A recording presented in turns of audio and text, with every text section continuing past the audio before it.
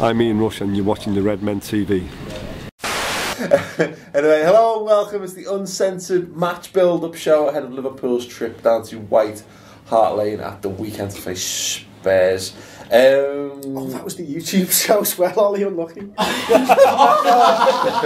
going viral, mate. If you're wondering what we're talking about, you won't know. We've just had Ollie doing his version of the World in Motion rap, which I think we're going to save. Christmas special.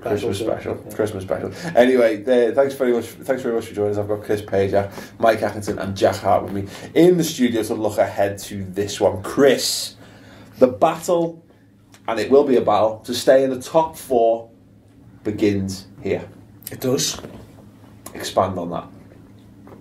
Right here on this couch, it begins. Now, this is the hardest run of games we're coming into all season, isn't it? These 4 games, 3 massive away games, Spurs, Chelsea and City. Not necessarily in that order. Not necessarily, or in fact in that order. Obviously there's a game against Cardiff in between. And City comes before Chelsea, but it's fine. I wasn't saying they were in order. That's why it doesn't matter, it's still important, isn't it, Chris? It's my birthday, leave me alone. Right. So these 2 away games are absolutely fucking massive at the end of the day. But if we come out of this with a few points, maybe 6 from these 4 I'd be looking for. From these 4 games, I'd be fucking made up and confident that we can go into the second half of the season and get top 4. The 3 games afterwards, I mean, we've been focusing on this run since the fixture lists were released. I think afterwards we've got Hull, Villa and another team in the league. Do Arsenal come around again soon? Arsenal in February. Is that right? Yeah. There's 3 games afterwards which look winnable, you know. Hull's New Year's Day, isn't it? Then it's the FA Cup. Then you've got Villa at home. Could be Stoke. We've got Everton at the end of January as well. Could be Stoke, I think.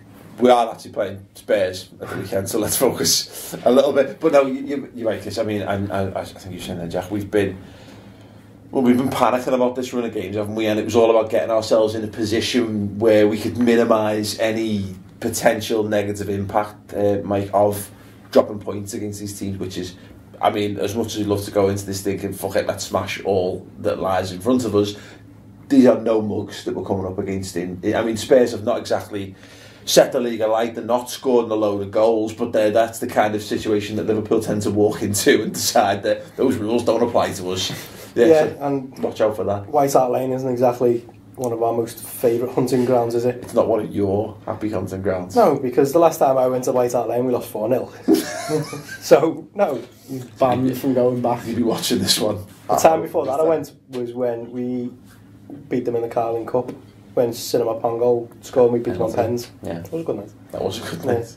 But yeah, the 4-0, that wasn't a good, it was bad times. Yeah, it's, I mean, look, Jack, I think it's fair to say Spurs are underperforming this season, really, and yet an underperforming side that, I mean, they're not scoring goals, but they're getting points on the board. Yeah, they are doing. Villas-Boas is under pressure by all accounts, but last season was their record Premier League points total, I think, and it was also the record amount of points, 72 points for a team who finished outside the top 4, which Gutted. Yeah, gutted for you, Spurs. Anyway. And their points after 15 games are very similar to, I think, they are better than, I think, on 27 points. Yeah, I think they're better. Last year they were on 26. 3 years ago they were on 25. It's only the year in between, 2011, when they were on, I think, 34. And they were 3rd with 2 games in hand. Look at that knowledge for you guys. Well, we guess so they're not far. Well, they're ahead of where they've been. They're ahead of their own personal curve, except it doesn't feel that way, does it? Because as we say, you know, they've said Roberto Soldado is a smashing player by all accounts. And he has got goals, but he doesn't seem to be. You know, he's not had the impact they would have hoped for. They've signed a lot of players in the summer, obviously, but. I mean, Chris, we discussed this at the time, didn't we, with no Gareth Bale, losing a player of that stature, not just within your side, but within your club, within the league. You know what I mean? He's a player that you had to fear. You had to make specific plans to handle Gareth Bale, and they would not necessarily be, until you might not be able to do anything about him, whereas they don't necessarily have that fear factor this season. Well, no, and on top of that, he probably won them 20 points last season on his own. give or take, do you know what I mean? And that is just unbelievable what he was doing last season. And it was game after game, he just hit winner after winner from outside the box, wasn't it? Yeah. And they're struggling really because I think he masked maybe a lot of their problems that they had last season. Definitely. I think that they're very laboured going forward at the moment, and that's understandable with the new players that they've got. I think actually if Soldado was playing the weekend just gone, he'd have had a feast, because they got into some really good positions last weekend, but he obviously wasn't playing, was he? He had time to watch Match of the Day this week. Oh yeah, that's and all the fucking match choices as well. I had a few days off here and there, haven't I? So it's been nice. Just looking at Roberto Soldado, let's do a danger man focus. He's played 13 times this season. Is that total day or league?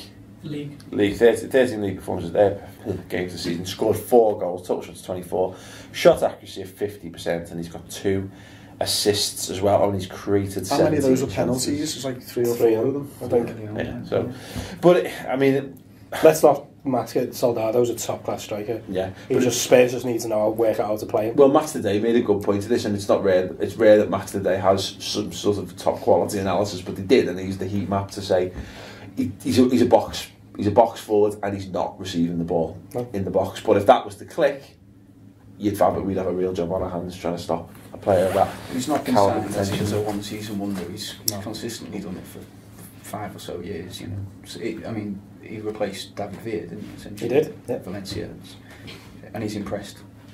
Yeah, no mean feat. Okay, for him at some point. Trivia question time, which is another real reason you all turn up for these shows. Between 1987 and 2013, there have been 22 different winners of Tottenham's Club Player of the Year award, as voted by supporters, club members, and season ticket holders.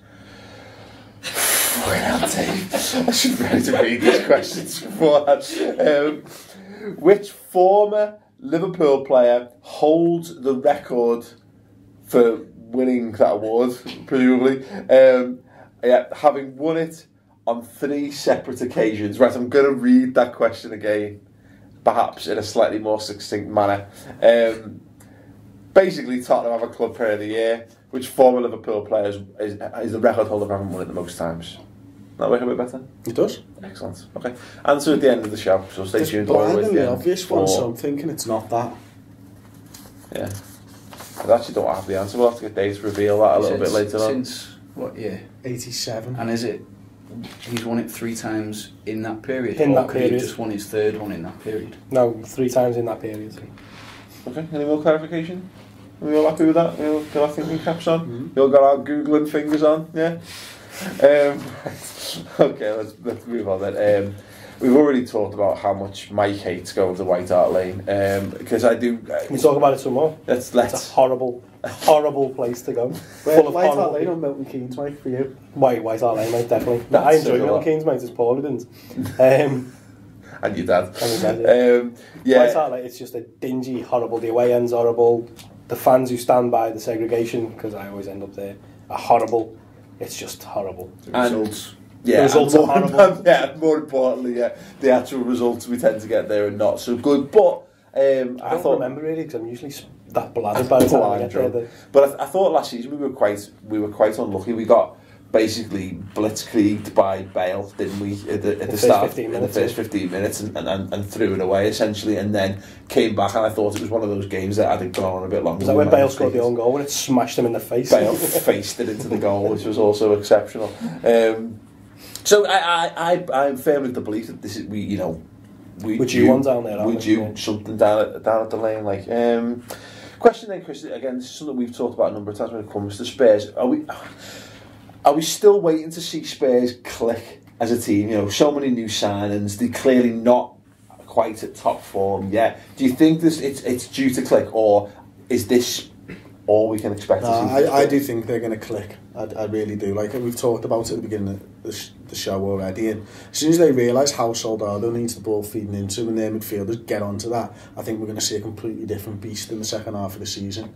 I think they've got some outstanding midfielders, haven't they? And they've got a big squad. So I really do think second half of the season they'll be a force to be reckoned with. Once Lamela settles down into English football as well, because he's a top class player. Yeah. If they can get him firing and get him settled. I think half the problem is they're playing him in the wrong position, because they're playing him on the right, isn't he? Better on the left, cutting in on the right, or the other way around, I don't know, but they're playing him out of position.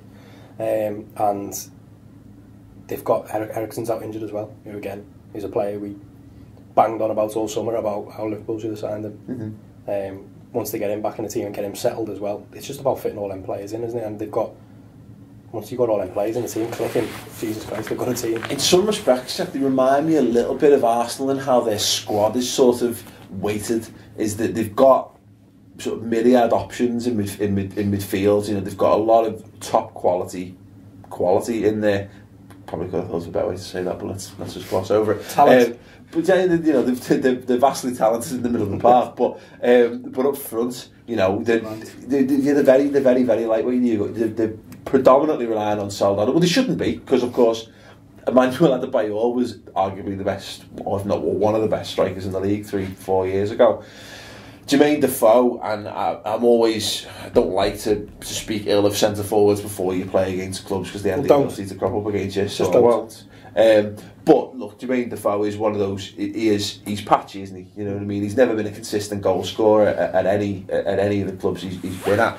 So I always feel that's quite a similar setup to what Arsenal got. But of course, what they've got is a midfield that, as I say, has gelled and has worked together and is able to just sort of be interchangeable. Whereas we're still yet to see that from Spurs. We've got a midfield full of Liverpool targets, haven't we?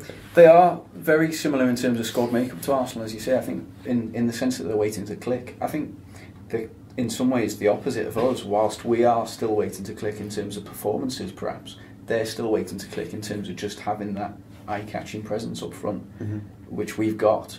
But both teams are picking up the points. So I think it's easy to look at Spurs and think they've lost Bale. The performances, I mean, have been all right, but they've not been right at the top of the game. But because they're missing the striker, everyone's on a bit of a downer down there. But the points are, they're picking up the points. It's amazing though, isn't it? Because we've said this about being season ticket holders. We've had supreme value for money from those tickets so far. Just goals to games return at Anfield is frightening, you know, and.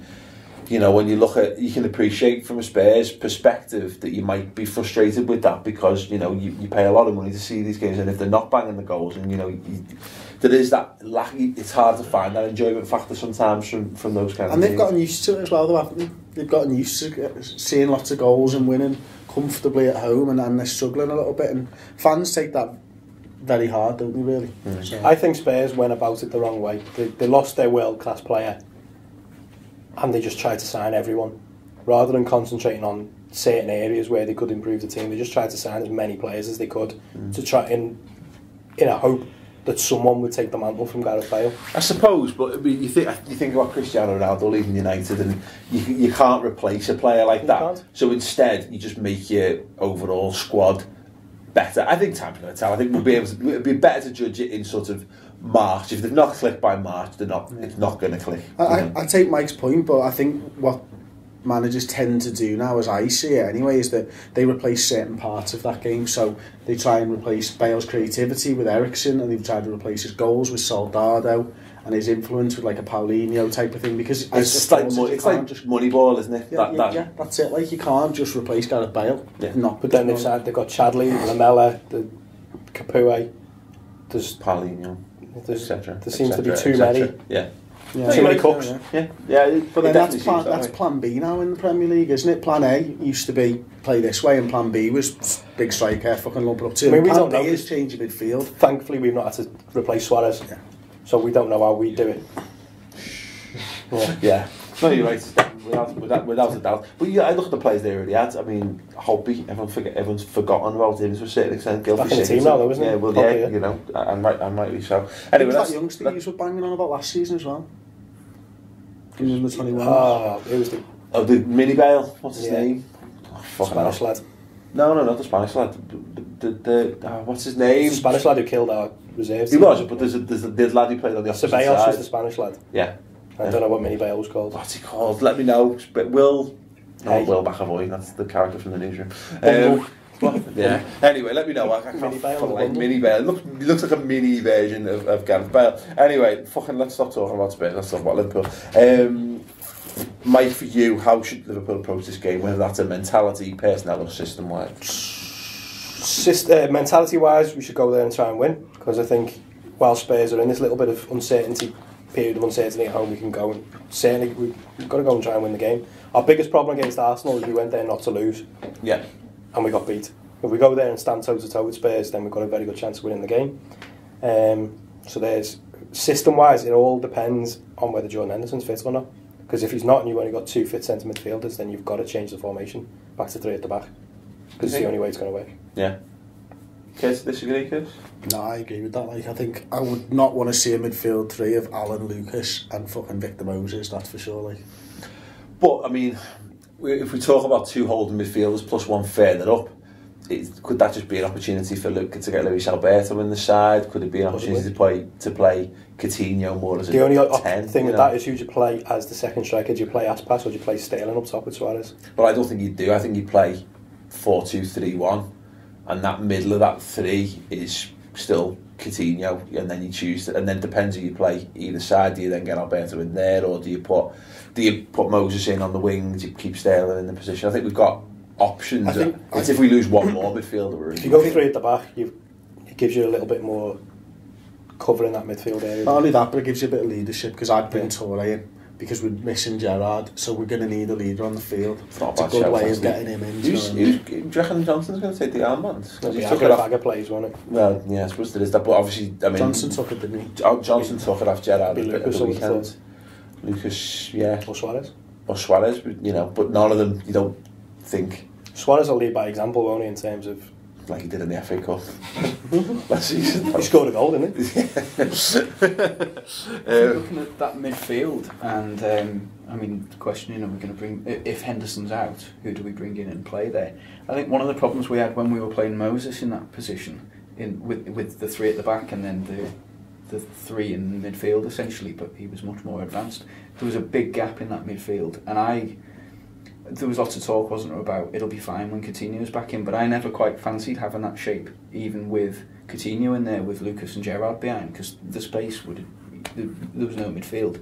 I think Joe Allen gives us a completely different option if he's in that pair, and it means that we can use a Coutinho in there as the 3rd midfielder, and Allen's mobility gives us quite a lot there, I think. Yeah, he helps to cover the ground a little bit better perhaps than he would. No, I think it's very interesting. I mean, if you're watching on YouTube, let us know what your thoughts are on that. How would you change things? Obviously, it's dependent entirely upon whether Jordan Henderson proves his fitness in advance of the game or not. I mean, even if it's touch and go and he plays, there's still a possibility that we might not be able to get through the full 90. So would you, if Jordan Henderson's not 100%, would you risk him in a game like this? I think you probably have to. I think you have to. I don't think you could bring someone in, like Luis Alberto into this game, because it's such a big risk, isn't it? Because if we get beat, then all the keyboard warriors will be out in force, won't they? And it'll be the end of his career. Yeah.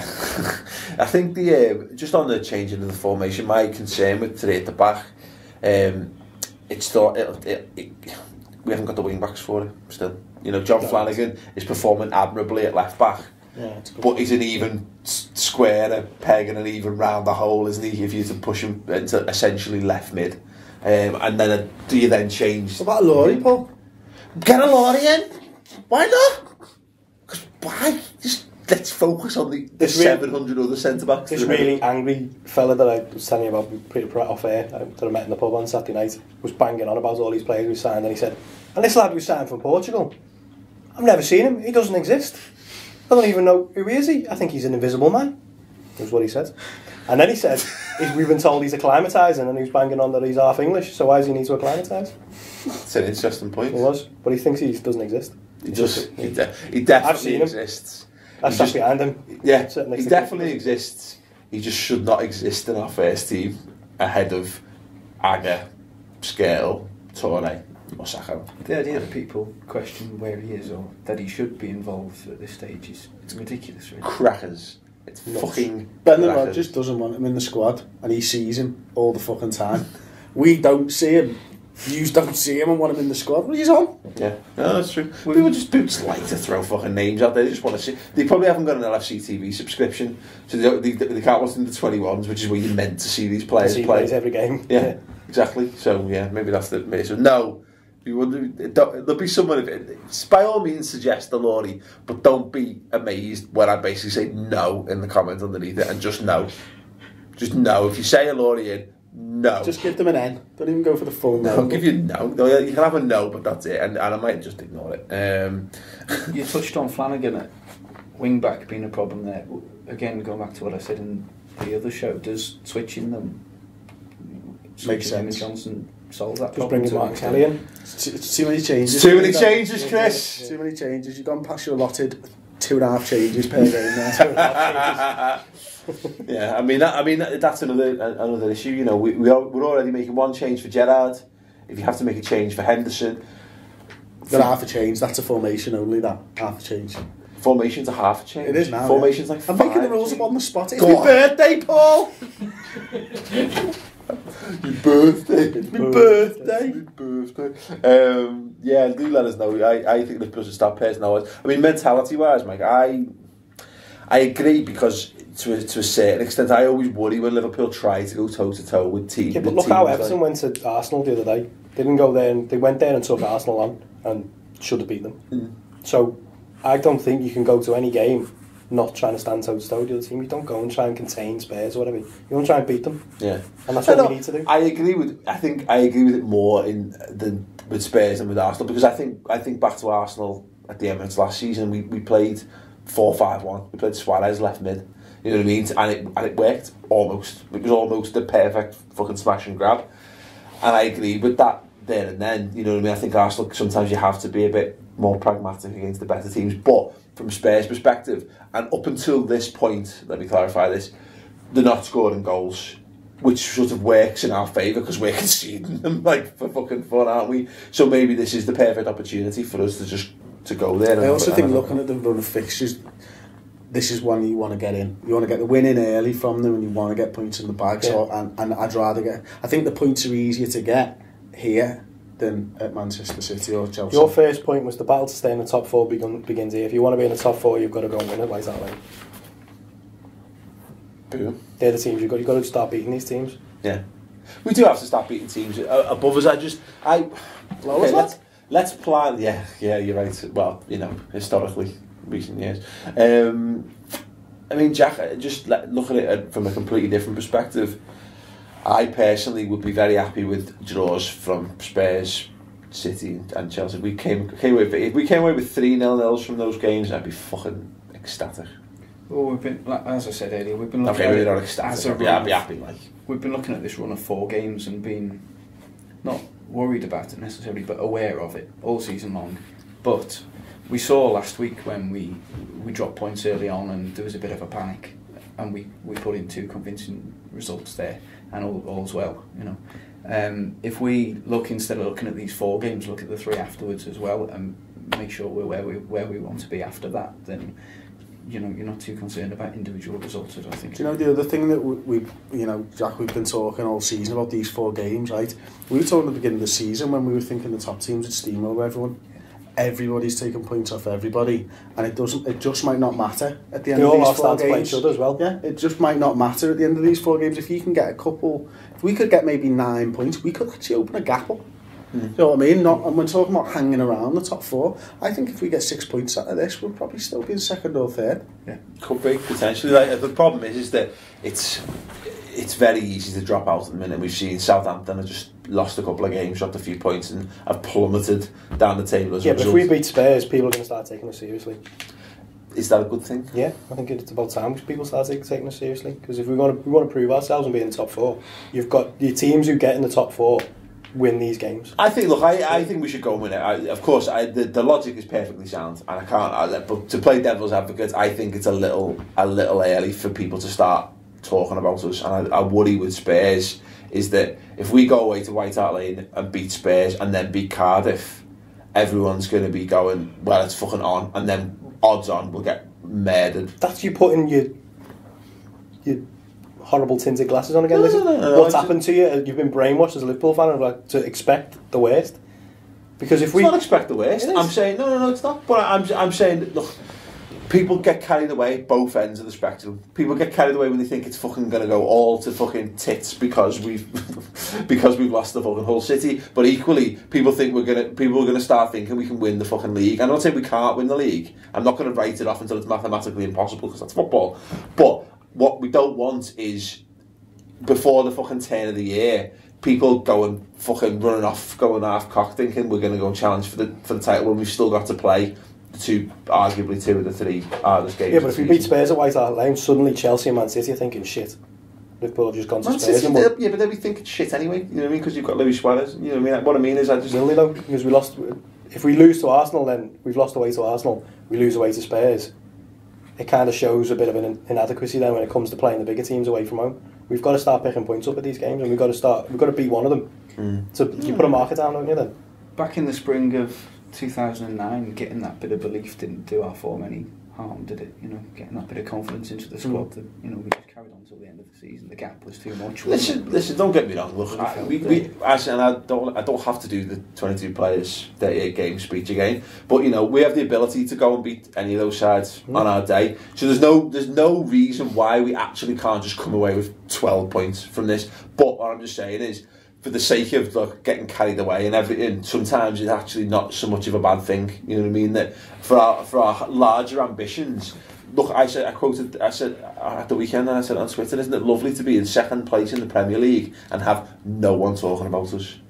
And and the second people start talking about us, it's just pressure that I'm not certain that we have the squad to live up to, which is my main concern about Liverpool at the minute, and mainly because I have to deal with internet buttes on a fucking weekly basis, and when these people start getting fucking over fucking lords over all these things, it makes my life difficult. So that's just... I was saying what Jack was saying there. If you not necessarily making the other teams look over the shoulder, but if we win, imagine what it'd do for the confidence in the team. Then going to Stamford Bridge and City back to back, we've gone on one of Spurs. We can go and get a result here, and just especially with Sturridge, Gerrard out, them players who are coming in, it would just give them maybe that extra bit of a lift to go and get a result, not necessarily win, but get a result in them games as well. I think if I had the choice, I mean, again, the choice is 12 points again, but I'd rather win. I'd rather beat City or Chelsea than beat Spurs if I had to pick a win out of those games, just for what it means. Like, I'd want to put the marker down, like Mike.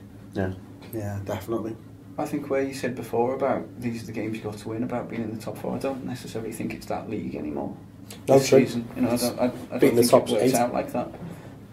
But even that's what I'm saying, that if we draw to all the big teams, as it were, and we get results against them at Anfield, I think it's irrelevant. Yeah, it's irrelevant. Like, I think it's fine. I think our results against the lesser teams will see if we can get a win against Spurs and then Cardiff, we're on a roll. Do you know what I mean? We're on a 4-game win streak, aren't we? The problem we've got is we're displaying mid-table away form. We're like 11th in the away form guide, aren't we? And of course we've just we've played we've just come off the back of 2 home fixtures and 2 away fixtures prior to that. We've got 3 of our next 4 games away from home against very difficult opposition.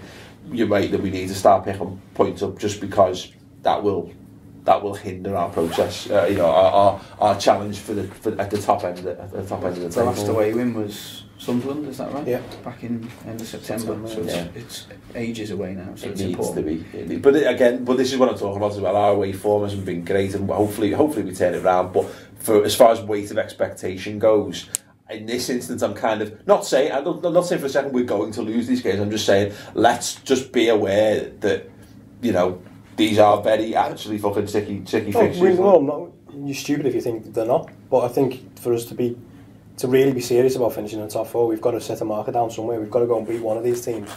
And as a playing devil's advocate as well, we're talking about we haven't won away from home since September. Do you know what I mean? If we lose against Tottenham, then it's another 2 weeks. And then there's probably the mentality in the squad that fucking hell, we're definitely going to get beat against Man City and Chelsea. If you don't get something out of this Tottenham game. Yeah, I get it. Again, just for me, my big worry with Liverpool is whenever we think we're on a fucking roll, that's generally when we fuck it up. And if we were to go into Man City having won the 2 beaten Spurs and Cardiff, I would actually expect us to get beaten off the back of that, because of overconfidence has been our greatest downfall as a club for years. You know what I mean? If you've beaten Spurs, you've beaten Cardiff, and you get a result at Chelsea, then you can afford to lose at City and still be there or thereabouts.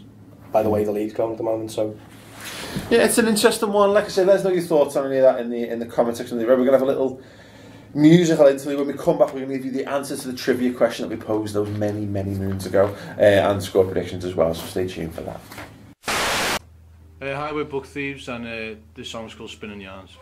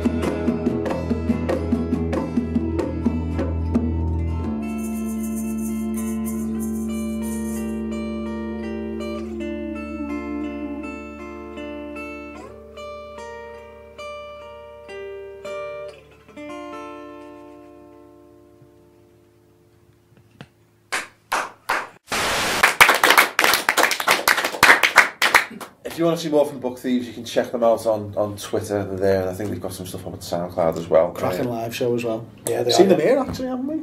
Seen him a couple of times live, yeah.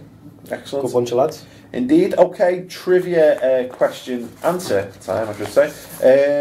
Going back, the question was back in, between 87 and 2013, there have been 22 different Spurs players who won their club's player of the year, which former Red holds the record, having won it on 3 separate occasions. Suggestions? Robbie Keane. Chris? I was thinking Robbie Keane, but I just thought it's a bit obvious for Dave. He's not normally that. So, therefore... It's not Paul Stewart, is it? That was I was going to say Paul Stewart. No, can't think of anyone else. No. I was originally looking for a bit of a trick question and Ray Clements being the answer, but seems to have been ruled out. Well, 80 Where did we sign Ruddock from? It won't be Neil Ruddock, sure, it's not Neil Ruddock. Dave? No, it is Robbie Keane. I thought because it was his birthday that... Chris is here. Nice to get a little Robbie Keane mention in for Chris. Still got it wrong. Favourite player. So there you go, Robbie Keane is a former Liverpool player who was Spurs record club player of the season award winning, holding, whatever. Okay, score predictions. Jack, how do you think it's going to go? Tottenham 2, Liverpool 3. Michael, I was going to hit 2-1 to us. Okay. 1 for Tottenham. And for Liverpool. 1. 2-1 to Liverpool. Why not? I think 2-1 or surprisingly 1-0. Because if we're ever likely to get a clean sheet away from home, it could be, unless they get a penalty. This is where Spurs win 4-0. This is where Jermaine Defoe hits his patch. Yeah, so let me know your score predictions, let me know your line-up predictions, let me know your thoughts on how you think Liverpool should approach the game as well. Do we go gung-ho? Do you want to see us be more playing on the counter, be a bit more pragmatic? Let me know in the YouTube comment section underneath. Anyway, we're going to wrap up there. We've got, later this week, we've got the Reds News Roundup show on the redmentv.com, as well as the Friday Football Show, and of course the Final Word show when we looked back at Liverpool's 4-1 win over West Ham. It's these shows, the best part of 2 hours worth of exclusive content, and it's free for a month, isn't it? How long? What? How long's it free for? 31 days. How long? That one. Yeah, free for the month. Do check Is it out. it 4 weeks or 31 days? You did the terms and conditions. That I direct it to the man who's responsible for this area of the business. I'm just going to go and check the film thread. Yeah, so anyway, do check that out and we hope to see you there. If not, enjoy all the YouTube free stuff. Maybe ask Santa for a subscription for Christmas. Or a Redmen TV jumper, which now exists, and I've been flying out to get them while they last. Really Unbelievable. A couple more days left, I think, of that to guarantee sale before Christmas. Friday 6pm last time. We're guaranteeing Christmas delivery. Okay, yeah, so get in touch with us and get it ordered before then on redmentvshop.com. Anyway, thanks very much for watching, and we'll see you on the other shows. Ta-ra.